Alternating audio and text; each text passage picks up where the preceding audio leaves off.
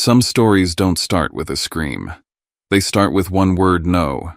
I said no to babysitting my sister's kids because I had work, because I had a life, because I was tired of being treated like an obligation. And for a moment I thought that was the end of it. Just another family argument that would fade by Monday. But then a taxi showed up anyway. 2 little kids were dropped off with my name on a scrap of paper, except the address was wrong. And in a city like this, one missing letter can turn home into nowhere. A stranger's sidewalk, a cold curb. 2 small bodies waiting for an adult who never came. This isn't a story for us to judge or to gloat. We just need to listen with a little quiet. And remember how thin the line is between "I'll handle it" and "I put them in danger." Because sometimes the moment that breaks a family is also the moment that finally protects the ones who never had a choice. Stay with me, because 3 days after that taxi ride I got the call that destroyed her. My name is Knox Wilder. I'm not proud that this is my story, but it's mine and I've carried it like a bruise you can't stop pressing. Before I tell you everything, I just want to know you're here with me. Say, listening in the comments, or tell me where you're watching from. I love seeing how far a story like this can reach, and sometimes even that tiny connection makes the hard parts easier to say out loud. If you can hit subscribe too. Not because I'm chasing numbers, but because this channel is where I put the truths my own family tried to bury, and if you've ever been the one expected to stay quiet for the sake of family, you might need a place like this as much as I did. Thank you. And now, here's my story. I don't usually start my mornings pacing by the window, but today something itched at the back of my neck like a warning I hadn't earned yet. Outside Chicago was its usual blur wind cutting down Belmont buses wheezing at the light, someone dragging a grocery cart through half-melted slush. Inside, I stood in my apartment clean and silent like I needed it to be. 30 floors up, everything should feel far away, but it didn't. I glanced at the clock.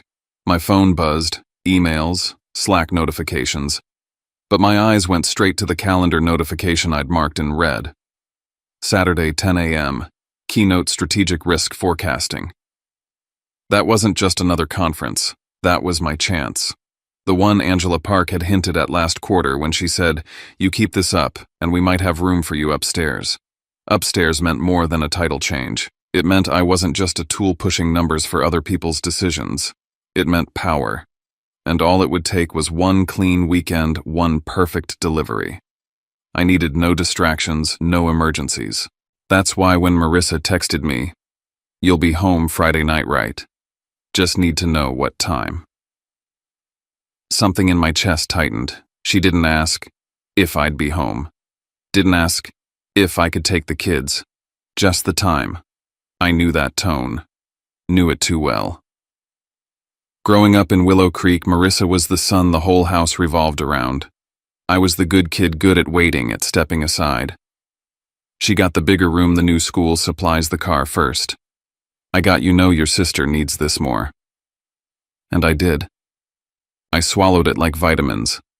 My mom Diane never said it unkindly. Just firmly, like the way gravity holds you down. She's sensitive, Knox. Be the one who understands. My dad, Howard, never looked up from his paper. That was his role. Eyes down, mouth shut. A silence that made everything feel like it had already been decided. By the time I was old enough to see the game, it was too late to change the rules. Saying no didn't come naturally. Not when your entire value in the family depends on how often you say yes. But the thing is, Harper and Eli, I love those kids. I've read Charlotte's Web with Harper enough times to recite entire chapters. I know Eli won't sleep without his stuffed bear, the one with the ear falling off that smells like peanut butter. I've picked them up from school, patched scraped knees, made grilled cheese on a stovetop I never use otherwise. Because when they're around, I forget how angry Marissa makes me. I just want to protect them. That's how she gets me. Every time. She hides behind their faces. Except now she doesn't even bother to hide. This time she didn't ask. She assumed. She assigned. And I started noticing it wasn't about help anymore. It was about control. She doesn't call it manipulation. She calls it family. She'll text me, "Need some me time," and expect me to drop everything like my life is an empty shelf waiting for her kids to sit on. Once she brought them over because she had a wine tasting event with her college friends. Another time it was emergency Botox. And my mom always defends her. She's been under so much stress. Then she turns to me. You don't mind helping your sister, do you? No one ever asks if I'm stressed, if I need help. They assume I'm fine. That's the role I got cast in, and every time I try to step out of it, someone reminds me it's not my place. I looked at the text again. What time? Not can you, not will you, just when. And that's when something caught my eye. The last time she sent the kids over, she wrote the address down for the Uber driver, but she left out the W. I live at 2317 W Belmont Avenue, not East. In this city, that one letter is everything. You switch it and you end up on the wrong side of the river in a completely different neighborhood. That detail stuck with me, because Marissa doesn't see details. She assumes the world will fix itself around her. I poured coffee I didn't really want, letting the steam burn close to my nose. My hand hovered over the phone. I hadn't said no yet, but I was going to. And I had the sickening feeling that no one in my family would ever forgive me for it. Thursday morning hit like a slap. I walked into the office with my suit still damp from the snow-dodging bodies in the elevator, juggling a laptop coffee, and the weight of knowing I couldn't drop a single ball this week. Angela had looped me into the prep for Saturday's summit, and she didn't do that unless she was testing something, or someone. By 10 a.m., I'd already reviewed 3 risk models and flagged a miscalculation in our client portfolio. I should have felt good. But the phone lit up again. Marissa 8 missed calls. I didn't answer. I knew how that conversation would go. I'd say no. She'd say, I can't believe you're doing this to me. Then she'd make it about Mom, about the kids, about how she has no one else. But then I made the mistake of calling back. She picked up on the first ring, voice sharp and already halfway through the sentence. I need you to take Harper and Eli this weekend. No greeting, no context, just command. I can't, I said. I have a work conference. It's not optional. You work all the time. You can't give me one weekend. It's not about giving, I replied, trying to stay calm. This is something I committed to months ago. I told you that. You're choosing your career over your family, she snapped. I stayed quiet for half a beat. She jumped into the silence. Grant surprised me with a Napa trip. First vacation in 2 years. I need this. That's great, I said. But you need to find someone else. You are someone else. I didn't answer. She dropped the final card. Mom said you'd do it. Of course she did. I didn't agree to anything I said. And I'm not available. Click. I stared at the phone for a second. Then I did something I've never done before. I called Grant. He answered with music in the background, his voice relaxed. Hey Knox, what's up? I just wanted to check in about this weekend. Marissa said you two were going out of town. Yeah, he said. She said you were taking the kids. No.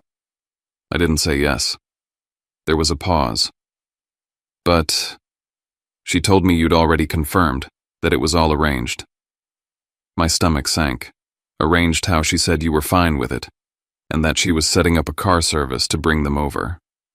I closed my eyes. She never asked. And I'm not free. She told me not to make it a thing, Grant muttered, suddenly uneasy. It was happening. The thing I feared. She was creating a setup where I was the villain, the unreliable one, the one who promised and flaked. And she wasn't improvising. She had planned this. I scrolled through our texts, no questions. Just, you'll be home, right? What time? She didn't need my permission, she needed my silence. I called my mom next. Hi, honey, she answered sweetly. Mom, did you tell Marissa I'd take the kids? Well, she said you'd said yes. I didn't. I said no. I have an important work event. Knox, she sighed. You always have some event. This isn't like that. You know your sister needs this. She never gets time for herself. She has a husband. She has money. She has options. This isn't about need. She's your sister. That line. Again and again. The ultimate guilt weapon. Do you even hear yourself? I asked. You're asking me to cancel something that matters for her comfort. Sweetheart, she said, tone turning cool. You've always been a little jealous of her. This isn't about the kids, is it? I couldn't believe it. After everything, I was still the problem. I was still the one who had to bend or be blamed. I ended the call, and for the first time in years, I didn't feel sorry. I felt furious. I texted Marissa word for word. I am not available this weekend. I will not be home. Do not send the kids to my apartment. I watched the message send. I watched the read receipt pop up. And still I knew it wouldn't matter. To someone like Marissa, a refusal isn't a boundary. It's just a hurdle. One she fully intends to step over. Saturday mornings used to mean something different. A long run by the lake, maybe a bagel from the corner shop, and a full day to feel like I had some say in my life. But today, even the air felt like it was holding its breath. I dressed in silence, navy suit, pressed shirt, conference badge clipped to my inner coat pocket. This was the kind of day careers could pivot on. Mine needed that. I had already checked my phone once and ignored the 4 missed calls from Marissa, each stamped somewhere between 5 hour and 6:30 a.m. I told myself I didn't owe her an explanation. I had already been clear, explicitly clear. I wasn't going to be home. I wasn't going to watch the kids. I buttoned the last button on my cuff and headed for the door. That's when the text came through. Don't make this harder than it has to be. The kids are on their way. It didn't feel like a threat. It felt like a declaration. My fingers fumbled. I dialed her immediately. Straight to voicemail. Again. Again. Then I called Grant. He picked up on the 3rd ring, his voice groggy as if he were just now realizing something was off. Hey Knox, where are the kids? He paused. What did Marissa send them in a taxi? More silence. Yeah. I thought she talked to you. She didn't. I told her no. Repeatedly. Grant's tone shifted. She said you always cave. She said you were just being dramatic like usual. That you'd be home. I'm not home. I was walking faster now, feet slapping against concrete. Grant, who's with them? What do you mean, in the cab? Who's with them? They're 5 and 8, Grant. He stopped. She said it was a quick ride, Knox. She said it'd be fine. Did she give them my full address? I don't know. The blood drained from my face. I stopped walking. My heart pounded like it knew something I didn't. Grant, did she give them? Belmont Ave. That exact address. I didn't see the slip. Jesus, I muttered. She's done this before. Left off the W. Cabs can end up miles away. I ended the call and scrolled back through old texts. Sure enough. 2317 Belmont Ave. Without the W. The difference between West Belmont and East Belmont towns in this city. Entire neighborhoods. I sent a new message to Marissa fast, my thumbs moving on autopilot. The address is 2317 W Belmont Ave Apt 30B, not East. Fix it now. No read receipt, no typing bubble. Just a gaping void where common sense should have been. 10 minutes later, as I was stepping off the curb toward the conference building, my phone rang. Unknown number. I answered on instinct. Mr. Wilder, yes. This is Officer Tessa Lang with the CPD. I'm calling about Harper and Eli Wilder, your niece and nephew. I froze. What happened? They were dropped off this morning by a taxi at the corner of 2317 Belmont Avenue without the directional. There's no apartment 30B at that location. My throat dried out. We received a call from a concerned resident who found them alone on the sidewalk. The children were crying and holding a slip of paper with your name and the address written on it. Oh my God. They're safe, she added quickly. They're here at the 14th District Station. But this is a formal incident, Mr. Wilder. Because of their age and the circumstances, it's being documented as potential child endangerment. I swore under my breath. Are you able to come down now? I looked across the street at the conference center, glass walls, lanyards swinging, people checking in. Then I turned back toward the road, already calling for a rideshare. I'm on my way. And in that exact moment, watching that building full of the life I'd worked years to build disappear behind me, I knew this wasn't a family dispute anymore. This was a disaster with a paper trail, the kind that changes custody, marriages, reputations, and I was walking straight into it.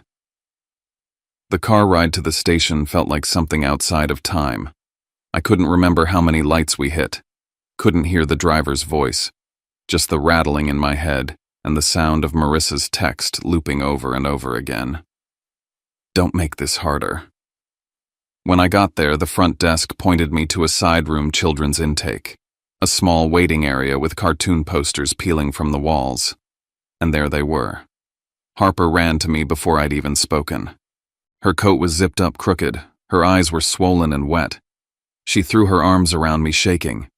I told Eli you'd come. She whispered into my jacket. I kept telling him. Eli clung to his stuffed bear curled up in the corner seat like a question mark. When he looked at me, his bottom lip trembled. I crouched. You're both okay. You're safe. I've got you. It took everything in me not to cry or scream or punch something, but I kept my voice level, calm, warm, like I hadn't just heard that my niece and nephew were abandoned on a sidewalk because someone didn't care enough to check a letter and an address. Officer Lang came in a few minutes later with a clipboard and kind eyes. She nodded to me. You're Knox Wilder, yes. She handed me a form. We'll need a statement. You're listed as their emergency contact, but we need confirmation of your relationship. I showed her my ID, family photos. She accepted it. They were found by a woman who lives in the building, she said. Rena Caldwell. She saw them outside through her window. Harper was trying to calm Eli, saying, Mom said he's coming soon. Your nephew kept asking when. I swallowed. Hard. Do you know who arranged their ride this morning, she asked. I nodded slowly. Their mother. Marissa Wilder. My sister. Did she notify you ahead of time? I told her no. Multiple times. I told her I wouldn't be home. I have text messages. Officer Lang tilted her head. Did she give you any indication she would send them anyway? I handed her the last text. She read it silently. I see. She made a note, then looked back up. Do you know how the taxi was arranged? No, I said. But Grant, her husband, said she told him I was fine with it. She did not inform you of their travel details. Nothing. I didn't even know they were coming until I got that message. She sighed. Mr. Wilder, I need to be clear, this incident qualifies as child endangerment. The children were left unsupervised in a public place with an incorrect address. That's not something we can overlook. I nodded. She stepped out briefly. That's when the phone rang again. Marissa. Officer Lang walked back in. Would you mind taking that here on speaker? I picked up. Marissa. Knox. What the hell is going on? You tell me. Harper and Eli were dropped at the wrong address. They were alone. Oh, come on. You're making this a thing again. I told you they were coming. You told me after they were already in the car. You're blowing this out of proportion. No, Marissa. I'm at the police station. Silence. They were found crying on the sidewalk, holding a slip of paper with my name on it. That's how the police got involved. More silence. Jesus. You just want to make me look like a monster. Officer Lang stepped forward and took the phone. Ms. Wilder, this is Officer Lang with the Chicago PD. I'm obligated to inform you that we are documenting this as a formal case of child endangerment. You are expected to return to the city and cooperate. Immediately. I didn't mean, look, I'm dealing with a lot right now. I'll handle it when I get back. Ms. Wilder, I must advise you that this is not optional. The line went dead. Lang turned to me. She hung up. I blew out a breath. My phone buzzed again. Grant. He sounded panicked. I just heard. Jesus, Knox. I thought you had them. I didn't. She lied to both of us. He cursed. She told me everything was set, that you were expecting them, that she cleared it. She didn't even send them to the right building. There was a pause. I'm coming back, he said. I need to be there. Officer Lang handed me a pen. We'll finish the statement now. I signed the intake form and agreed to take temporary custody, but the damage was done. Before I left, Officer Lang said, we'll be forwarding this case to Child Protective Services. Expect contact within 24 to 48 hours. Harper held my hand the entire ride home. Eli fell asleep against my shoulder. That night I put them both in the guest room and stood alone in the dark kitchen, the city lights spilling through the windows like quiet warnings. Then the text messages from my mother started to pour in. Knox, what did you do? You're tearing the family apart. Call me now. I didn't answer, not yet. Because for the first time in my life I wasn't just part of the family anymore. I was standing against it.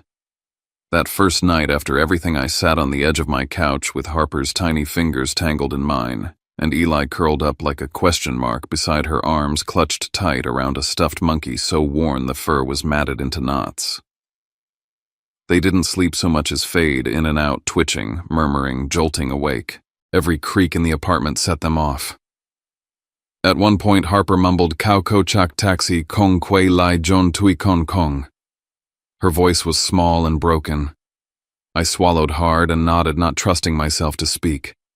But the truth was I wasn't sure of anything anymore. By morning I'd barely slept. My phone buzzed while I was trying to convince Eli to eat dry cereal with a plastic spoon and keep his milk off my work files. A woman named Janelle Brooks from CPS introduced herself in a tone that was both calm and loaded with consequence. This pertains to an open child endangerment investigation involving Harper and Elijah Green, she said. My stomach dropped.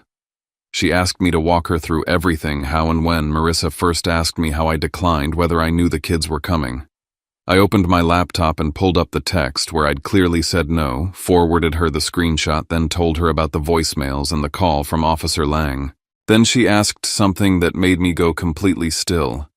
Where is the father now and who currently has legal placement of the children? I blinked. Grant was in Boston. Marissa was unreachable. And I was not a parent. Right now, I said. They're with me. They spent the night here. Janelle let out a breath.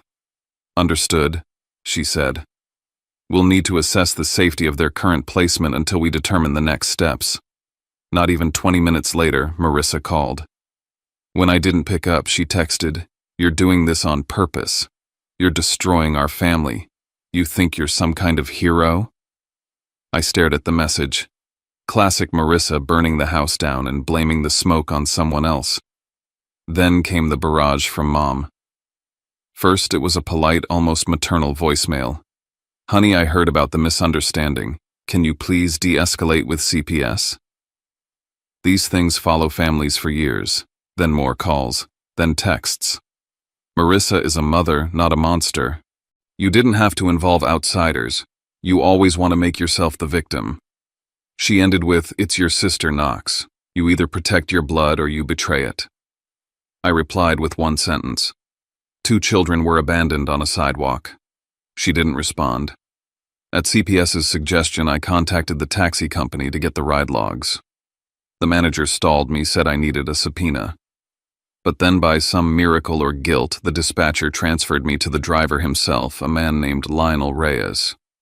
His voice was tired, scratchy, like he smoked a pack a day. "Yeah, I remember those kids," he said. Girl was polite. Told her mom said uncle would be waiting. I asked if he saw me. Nope. Dropped him at the address.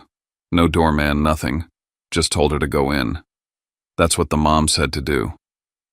I sat there gripping the phone, cold creeping up my neck. This wasn't an accident. This was a plan. Later, Grant called. I could hear the wear in his voice, like 3 days without solid ground had caught up to him. "Marissa told me you agreed," he said. "She said you'd be waiting in the lobby." "She lied to both of us," I replied. "Check the timestamps." I told her no. There was silence. Then he said, "I'm pulling all the old messages. I need to know if this was a one-off or a pattern." By the end of the day, I had everything. Screenshots, calendar entries showing missed pickups, emails from the school noting Harper waiting outside alone, voice memos. Harper had sent me in the past, Mom forgot again. I'm sitting on the curb. All the pieces I'd never stitched together before. All the red flags I'd once explained away. That night Grant called again. "I'm hiring a lawyer," he said. Avery Cole. Emergency motion. Marissa's spiraling. She's not just careless anymore. She's dangerous. I didn't argue. I barely made it through the workday, and when I finally walked into my office, Angela, my boss, pulled me aside. "You look like hell," she said. I told her the short version. I waited for judgment, maybe even a warning about professionalism. Instead, she nodded and said, "Whatever you need, you've got it. Family comes first, even when they make it damn hard." That night I sat in the dark while the kids slept in the guest room, the city buzzing outside my window, and stared at a single message Grant had just sent lawyers filing in the morning. If it all goes through, Marissa gets the call by 2 p.m. 3 days since the taxi. 3 days too late. And I knew that call would destroy her. But what I didn't know yet was that it would also change me. Tuesday morning. Day 3. Harper was watching cartoons with Eli on mute while I stared at the email from Avery Cole, Grant's attorney. Subject line, urgent. Custody, emergency motion.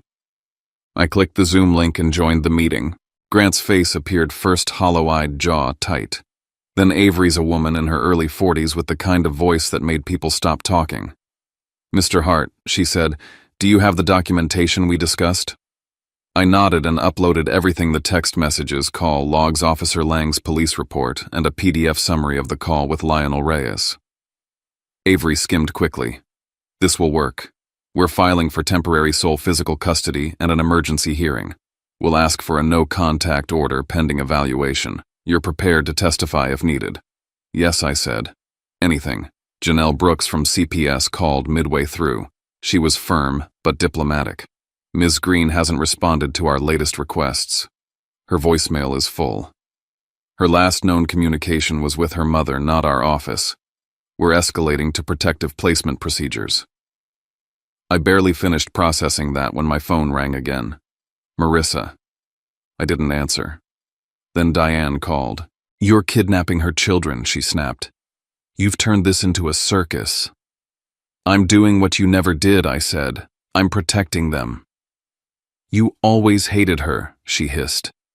"You've waited your whole life to bring her down." Then she said it. "We'll go to the police. You're holding minors without consent." I hung up and called Avery. "She's threatening to report me." "Let her," Avery said. "CPS has it documented. You're following a direct safety directive. They come for you. We'll be ready." At 2:11 p.m., Marissa received the call. I didn't hear it, didn't see her reaction, but I knew the moment it landed. Diane went silent. Marissa's phone went off the grid. Grant texted, "It's done." The court had accepted the motion. Judge Evelyn Hart issued a temporary order. Grant would have full custody. Marissa's access suspended pending full evaluation. Any contact had to be supervised. CPS followed with its own psychological evaluation, home assessment, parenting plan. Grant filed for divorce 30 minutes later. I sat alone in the living room staring at the empty coffee mug on my table like it could explain what had just happened. I didn't cheer. I didn't smile. Because this wasn't a win. It was the breaking of something that should have been fixed a long time ago. That night, Grant arrived to pick up Harper and Eli. They ran into his arms like magnets snapping home. Harper looked back at me once before the elevator closed. I stood there for a long time after in the quiet hum of my apartment. And then I looked at my phone. Another message from Diane. Short, sharp, final. "You've chosen your side." I put the phone down. No, I didn't choose sides. I chose the kids. And tomorrow I'd stand in court not as a brother, not as a son, but as the one person who didn't look away. I don't remember the elevator ride. I don't remember checking in at the security desk or the way my name echoed off the marbled walls of the Cook County Family Court when they called for Knox Ellery Morgan, witness for the petitioner. I only remember the silence that came before it. The kind that curls into your chest like a hook and pulls everything else inward. I felt it while standing outside the courtroom door, hands cold, despite the sweat at the back of my neck. I had promised myself that I wouldn't freeze, that I'd tell the truth, even if it meant I'd never be able to walk into a Thanksgiving dinner again. Avery stood beside me, calm and precise as ever, flipping through his folder like he wasn't about to go to war. "Stay anchored," he said, not looking at me. "You're not here to feel. You're here to tell." I nodded. Behind us, Grant sat with Harper's tiny backpack in his lap, knuckles white around the strap. He looked more like a father than I'd ever seen him, tense, alert, fiercely protective. "Remember the chain," Avery said. "Thursday night call, your refusal, her follow-up text, the drop-off, the police report, CPS, and now the emergency motion. That's your spine. Don't let them pull you off it." I swallowed. The whole timeline was carved into my skull by now. I could recite it backward if I had to. In the hallway just before they opened the door, I saw her. Marissa, hair done, blazer too big on her frame, like she was trying to look small. Her eyes flicked over me and kept moving as if I were a water stain on the floor. But behind her, Diane appeared like a shadow.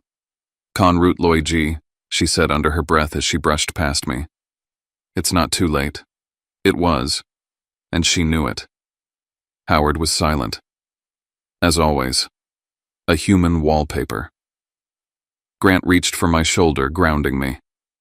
"Don't forget why you're here," he said. "It's not about us anymore." Then the courtroom doors opened. The judge was already seated. Evelyn Hart, firm-eyed, gray-suit reputation for cutting through theatrics. I remembered what Avery told me: she doesn't like noise. She likes facts. You want to win with her. Be clear. Be measured. Be unshakable. Marissa's attorney started with a soft story. A loving mother overwhelmed. A stressful week. A misunderstanding between siblings. Ms. Morgan, he said, assumed her brother Mr. Morgan would continue his history of support as he had done many times in the past. It was never her intent to place the children in harm's way. They tried to blur the line, make the drop-off look like a miscommunication, not a setup. My stomach turned. Avery stood sharp as glass. "Your Honor, we will present a timeline supported by digital records, sworn statements, and third-party testimony." This was not a misunderstanding. It was a manufactured emergency meant to coerce my client into child care he had explicitly declined. He submitted the evidence, text threads, call logs, even a voice memo where I dictated a message to Marissa saying I wouldn't be home that day. Then came my turn. The bailiff called my name. I walked to the stand on legs that felt like air. I was sworn in. I looked directly at Judge Hart. And I told the truth. I told them about the call, the text, the line in her message. The kids are on their way. How I panicked. How I called back and got nothing. How the police found Harper and Eli alone on a sidewalk near Belmont, wrong side of town, no doorman, no 30B apartment. How Officer Lang called me. How I left the conference and raced across the city. No, I said I didn't know they were coming. No, I didn't agree to receive them. No, I didn't send the address to the taxi. I didn't even know a cab was involved until after. "Would you say your sister was aware you had declined?" Avery asked. "She'd already called me several times. She read my texts. She knew I wasn't available." And yet she proceeded. She did. Avery turned to the judge. "Your Honor, I'd like to call Rena Caldwell to the stand." A short woman with silver hair entered. The 911 caller. She spoke softly but firmly, describing how she found the children crying on the sidewalk, Harper trying to comfort Eli. They said their uncle was waiting, but they didn't know which building was his. I couldn't leave them like that. They looked forgotten. Then came Officer Lang. Her report was official, clipped but damning. The children were minors, unattended, dropped off without adult accompaniment. No paperwork, no guardian. She filed it under child endangerment. By now, even Judge Hart's expression had hardened. But the final nail came from Lionel Reyes, the taxi driver.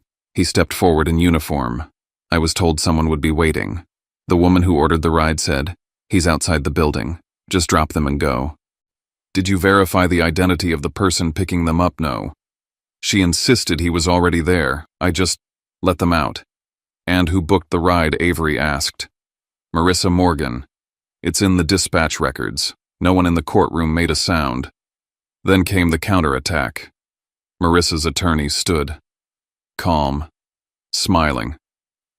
"Mr. Morgan," he said, turning to me, "do you currently live with a romantic partner?" Objection. Sustained. He shifted tactics, accused me of controlling behavior, of turning the children against their mother, of manipulating Grant. "Do you intend to file for permanent guardianship?" he asked me directly. I looked at him. "I intend to do what keeps them safe." He tried harder. "Isn't it true that you dislike your sister? That you resent her place in the family?" I kept my jaw locked. "It's not about liking or disliking her. It's about what she did." Then, mid-recess, it happened. Marissa tried to approach the kids in the hallway. Harper flinched. Eli backed behind Grant. A bailiff intervened. The contact violated the terms of the emergency order. She argued, loudly. "They're my kids," she screamed just loud enough for the gallery to hear. "This is Knox's fault. He turned them against me." And just like that, the mask slipped. Back in the courtroom, Judge Hart gave her ruling. Until further evaluation, she said, primary custody shall remain with Grant Morgan. All visitation will be supervised. The court further orders parenting classes and a psychological assessment for Ms. Morgan. Marissa stared at the judge like she'd misheard her. But I hadn't. I had never heard anything clearer. I stood in that courtroom knowing I had crossed a line I could never uncross. I'd exposed my sister. I'd stood against my mother. And I'd told the whole damn truth. The next morning I drove Harper and Eli to school. Grant rode in the passenger seat, half asleep, coffee untouched. The kids sat in the back, whispering about art class and Halloween costumes. No one cried. No one begged me to explain what was happening. They were just children. For the first time in weeks. When we got home, Grant printed out the new family schedule and taped it to the fridge. Wake up at 6:45, breakfast by 7:15, school drop-off 8:00. No exceptions. He turned to me. "You ready to sign this?" It wasn't a question about ink. He meant the guardianship papers, emergency designation. If anything happened to him, the court would name me first, not Marissa as the kid's temporary legal guardian. Avery slid the form across the table. "It doesn't mean forever," he said, "but it means you're the stopgap, the firewall." I signed it. I didn't feel triumphant. I felt the weight of it. Like strapping on armor you never wanted but knew you'd wear again. The first supervised visit took place at the Highland Family Center. Miles Rourke. The visitation monitor was professional calm. He observed everything. And he didn't miss much. Ms. Morgan speaks mostly about herself, he noted. Grievances, frustrations, very little child-centered interaction. After one visit, Harper told me, she kept asking if we liked living with Uncle Grant more. She cried, Eli added, but then she played Candy Crush. That night, Eli sat beside me on the couch. He reached for my hand. "Cow," he asked, voice small. "Will you promise we won't ever be left again?" I didn't say I'll try. I didn't say I hope. I said I promise. And I meant it. Of course, Marissa didn't go quietly. I used to think boundaries were something you set to protect your peace. Now I know they can also protect someone else's childhood. Not in a dramatic, heroic way. Just in the quiet way that matters most. 2 kids safe in their beds. A routine that doesn't shift with someone's mood. A promise that gets kept even when it costs you relationships you thought you couldn't live without. And maybe that's the part I'm still sitting with. Sometimes the people who call you selfish are the ones who benefited most from you having none. Sometimes doing the right thing doesn't feel like victory, it feels like grief with a backbone. But if we're honest, what we call family only means something when the smallest among us are protected, not used as leverage. If you're still here with me, thank you. And if you want to be part of a place where stories like this can be shared without shame, where we listen, we learn, and we don't have to pretend everything was fine, then I'd love for you to subscribe. Not as a favor, just as a quiet way of saying I'm here. And if you feel like it, leave a comment maybe where you're listening from, or just a few lines about a moment you had to choose truth over peace. I read more than you think. Take care of yourself, and I'll see you in the next story.